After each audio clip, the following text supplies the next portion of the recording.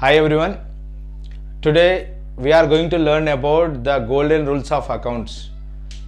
So you may surprise that what are the golden rules of accounts?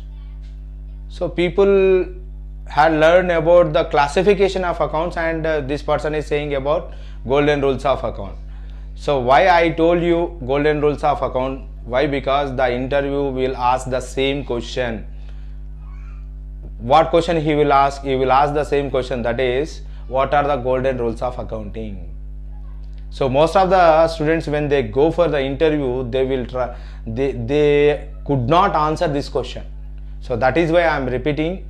So most important topic today here, the classification of accounts. The classification of account itself, it is called as a golden rules of accounting. So we know that the accounts are basically classified into three categories: personal account, real account and nominal account. First of all, what is meant by the personal account, or what is personal account? Personal account relates with the names of the person who deals with our business. Real account, real account deals with assets and properties, and nominal account deals with expenses and losses. And also, for example, what are the examples for personal account? If we take the examples here, Ram account is a personal account, Rahim account is a personal account, Harish account is a personal account, Suresh account is a personal account. Again, personal account, the names of the persons here. Personal account again deals with the natural persons account, artificial persons account and representative personals account. So natural persons means those who are living and those who deals with the business. Artificial person means, suppose example, our company engaged with any other company, like our company engaged business with any other bank. So here it is called as a artificial person. Why? Because in a Companies Act it is clearly mentioned that every company will be treated as an artificial person according to the Companies Act 1956 and 2013. So here how many persons are there? Three persons: natural person, artificial person and representative personal accounts. Now come here, what are the rules of this personal account? Personal account rule is debit the receiver and credit the giver. Debit the receiver, credit the giver. And so what is meant by debit? Again, you will get a doubt. What is meant by debit? Debit means, here there are three ways we can analyze. Debit means due from that. Debit is a word which is derived from Latin, is derived from debitio, and credit is a word which is derived from credito.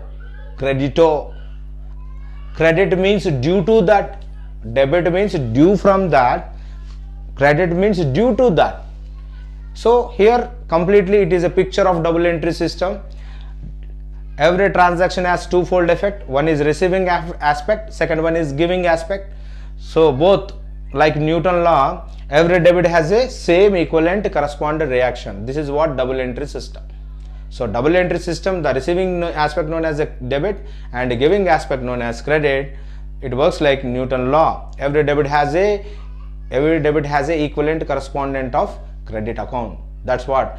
So as I told you in the previous video, the Lucas-Pacioli is not will not sleep when the debit and the credit will match equal. Unless they match the debit and credit equals to 0, he could not sleep at the night, because this is a double entry system. He did that. So here personal account, I told you what is the formula or what is the rule: debit the receiver, credit the giver. And real account relates with what? Assets and properties. Real account rule is what? Rule is debit what comes in and credit what goes out. Debit what comes in, credit what goes out. This is the rule of real account. And nominal account relates with all expenses. The salary is an example, all expenses and losses and incomes and gains.